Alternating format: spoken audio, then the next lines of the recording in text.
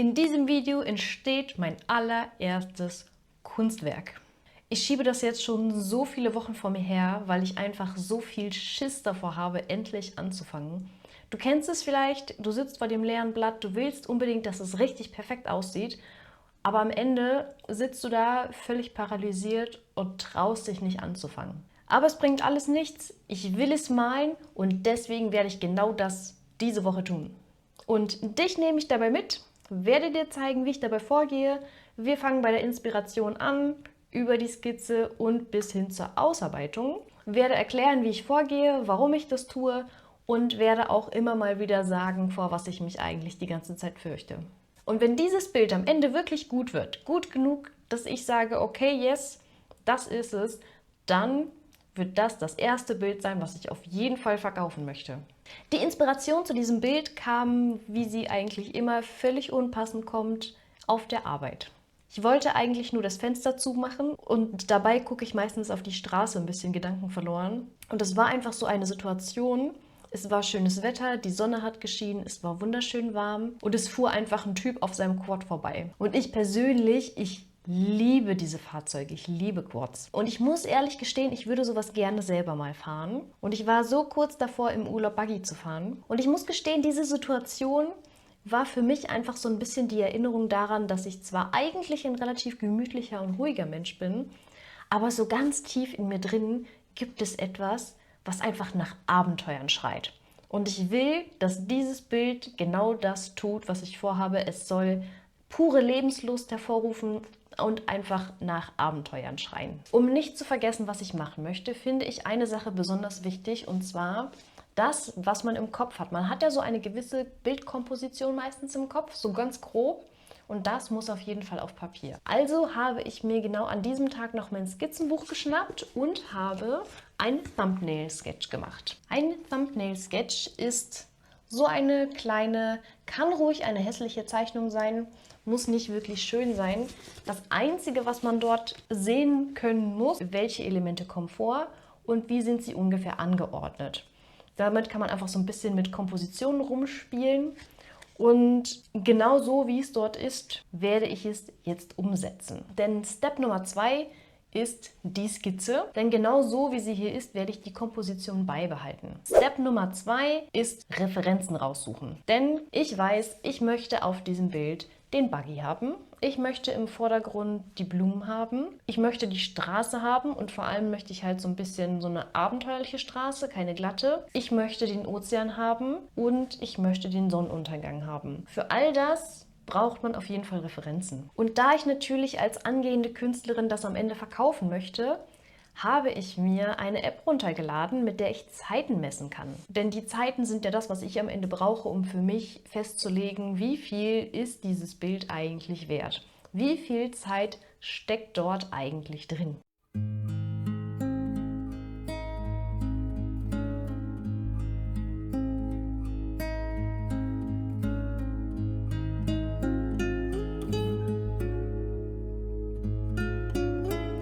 Damit ist ein großer Teil jetzt erstmal erledigt. Als nächstes nehme ich mir ganz einfaches Druckerpapier und werde hier meine Vorskizze drauf machen. Und das mache ich auf der einen Seite deswegen, weil dieses Papier einfach das so ziemlich billigste ist, was man bekommen kann. Und zweitens, weil dieses Papier sehr, sehr dünn ist und ich möchte am Ende meine Skizze mit Hilfe von Graphitpapier übertragen. Am liebsten würde ich persönlich die Skizze auch digital machen und dann ausdrucken und mit Graphitpapier übertragen. Allerdings habe ich keinen Drucker und deswegen arbeiten wir von Anfang an komplett traditionell.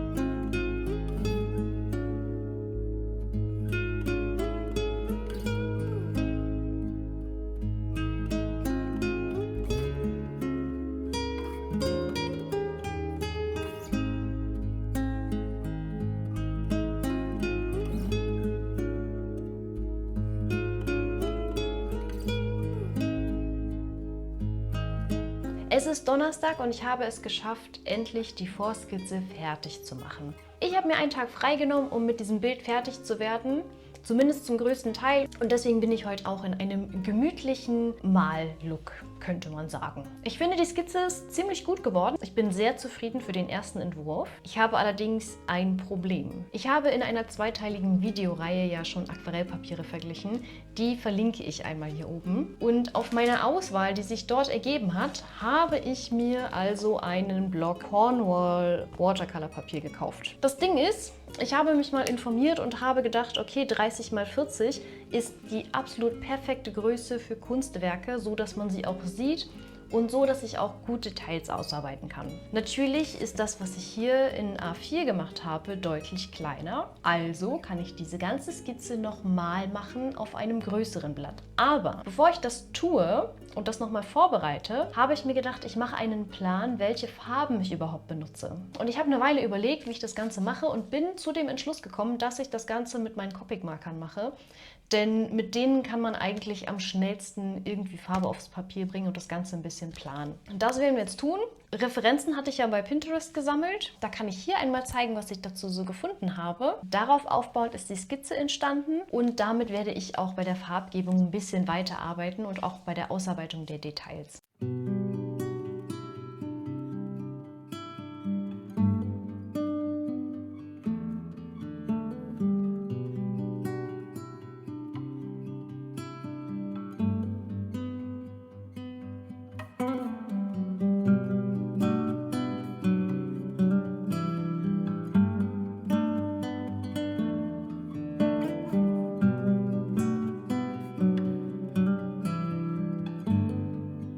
Das hier sind auf jeden Fall sehr viel mehr Farben, als ich mir am Anfang vorgestellt habe. Aber in diesem Bild sind sehr viele verschiedene Bereiche. Ich bin gespannt, was daraus wird oder ob ich es nochmal planen muss. Mal sehen.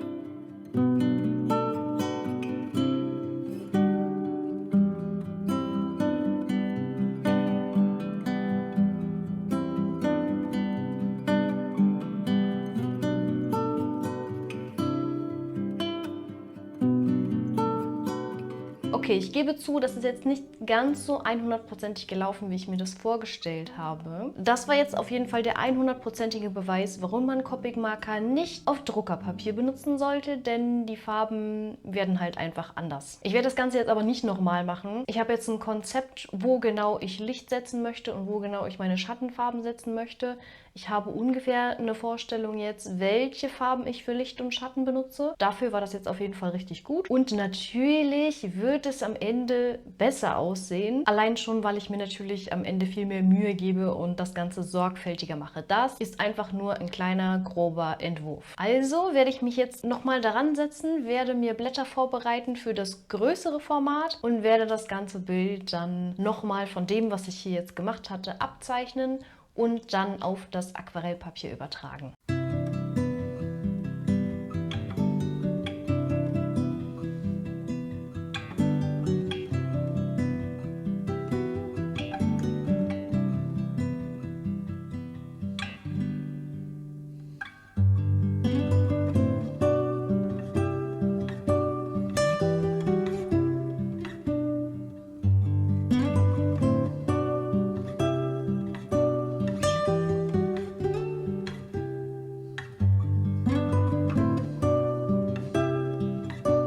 Also, meine Skizze ist jetzt endgültig fertig auf der Größe, auf der ich sie haben möchte. Um das Ganze jetzt ganz exakt so auf das Aquarellpapier zu bringen, wie ich es jetzt auf diesem Papier habe, werde ich dieses Graphitpapier jetzt auch noch zusammenkleben, das Ganze dann übertragen und dann kann ich endlich anfangen, wirklich zu malen. Allerdings werde ich heute wahrscheinlich nicht mehr anfangen, mit der Farbe zu malen. Aber dafür werde ich heute auf jeden Fall noch die Skizze übertragen, damit ich am Wochenende endlich anfangen kann, die Farbe aufs Papier zu bringen.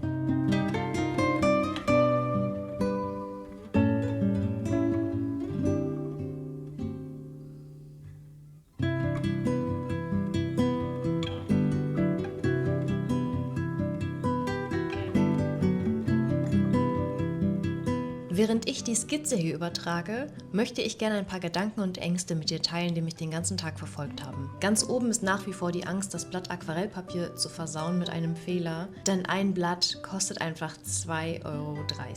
Das ist verdammt viel für ein weißes Blatt Papier.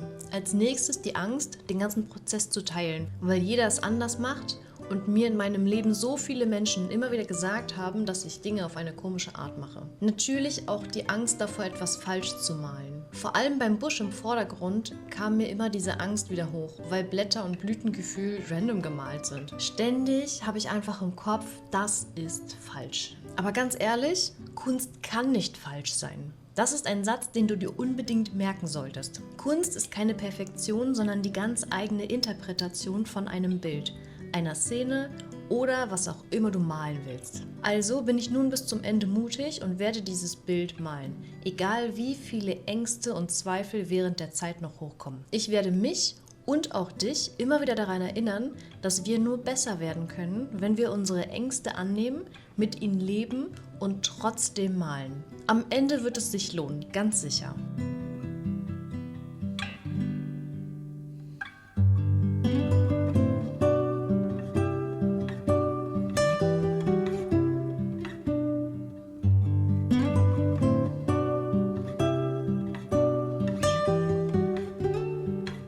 Es ist mittlerweile Sonntag. Gestern habe ich Folgendes gemacht, da hatte ich diesen Testsonnenuntergang gemalt und ich muss sagen, der gefällt mir so gut, dass ich beruhigt anfangen kann. Während ich das Bild male, teile ich noch ein paar Gedanken, die ich während der ganzen Tage jetzt so hatte. Ich verstehe langsam, wieso so viele Menschen Probleme damit haben, kreativ zu sein oder Dinge zu erschaffen. Ich wurde die ganze Zeit mit so vielen Ängsten und Selbstzweifeln konfrontiert. Wenn man jahrelang nur mit Konsum und Social Media verbracht hat, muss man damit erstmal echt schaffen, klarzukommen. Dieser Malprozess dauert lange und das Gehirn ruft quasi die ganze Zeit nach den gewohnten kleinen Erfolgserlebnissen in mir. Ich höre die Rufe nach Snacks, Shopping, einer Serie und Social Media. Es hat mir auf jeden Fall geholfen, mich selbst daran zu erinnern, was ich gerade Tolles mache. Ich habe mir bewusst gemacht, dass dieser Malprozess Spaß macht. Ich habe so viel Zeit im Leben verschwendet, nur zu träumen und mir zu sagen, dass ich das alles irgendwann mal verfolgen werde. Ich habe mich so lange nur auf das Endziel und den Erfolg konzentriert,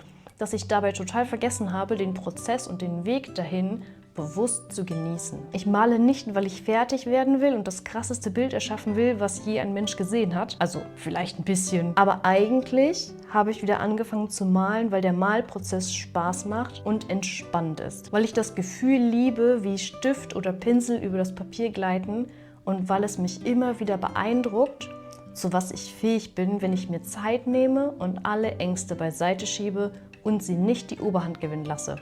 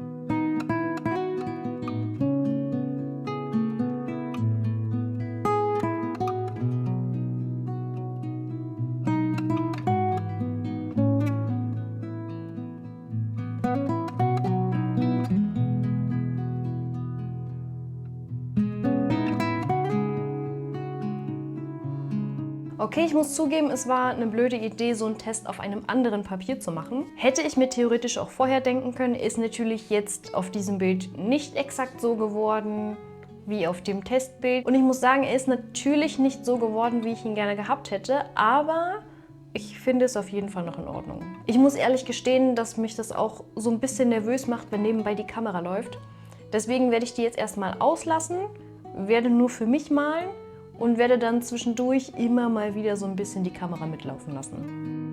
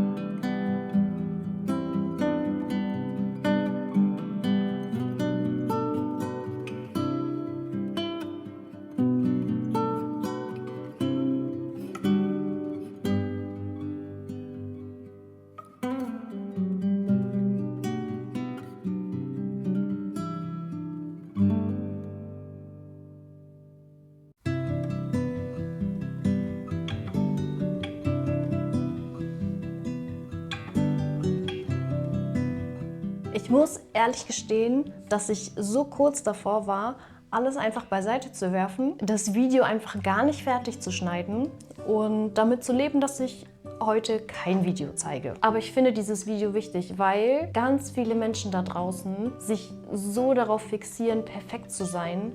Und wenn sie es nicht sind, das einfach verstecken, wegwerfen, frustriert sind. Und ich möchte auf diesem Kanal einfach die Motivation hochhalten und dich dazu ermutigen, weiterzumachen. Trotzdem. Und mich natürlich auch. Und ich finde ehrlich, es ist nicht schlecht geworden, aber es ist auch nicht so gut, wie ich jetzt gerne gehabt hätte. Ich muss ehrlich gestehen, ich habe nicht so richtig die Motivation, das heute noch fertig zu machen. Denn es ist Sonntag, es ist mittlerweile 19 Uhr und ich muss dieses Video auch noch schneiden, damit es morgen auf jeden Fall veröffentlicht werden kann. Ich werde es aber auf jeden Fall fertig machen, denn es genügt zwar meinen Ansprüchen nicht für das, was ich eigentlich damit vorhatte, aber ich werde dieses Bild nächstes oder übernächstes Jahr auf jeden Fall nochmal malen. Und dann kann ich auf jeden Fall nachvollziehen, wie viel Fortschritt ich gemacht habe in der Zeit und wie gut ich geworden bin. Am Ende kommt es nicht darauf an, dass du das perfekte Bild malst. Es kommt darauf an, dass du mit jedem Bild einfach besser wirst. Dass du mit jedem Bild, was du versuchst ernsthaft zu erschaffen, aus deiner Komfortzone rauskommst und dich etwas traust. Denn das hier sieht trotzdem gut aus. Aber es geht noch besser und das werde ich auf jeden Fall nächstes Jahr beweisen. Mich würde sehr deine Meinung zu diesem Bild interessieren. Schreib es mir auf jeden Fall unten in die Kommentare rein. Wenn dir dieses Video gefallen hat, lass ein Like da, um mich und diesen Kanal zu unterstützen. Wenn du neu bist, abonniere den Kanal, um keine weiteren Videos mehr zu verpassen. Ich für meinen Teil werde jetzt auf jeden Fall weitermalen, denn no paint, no gain.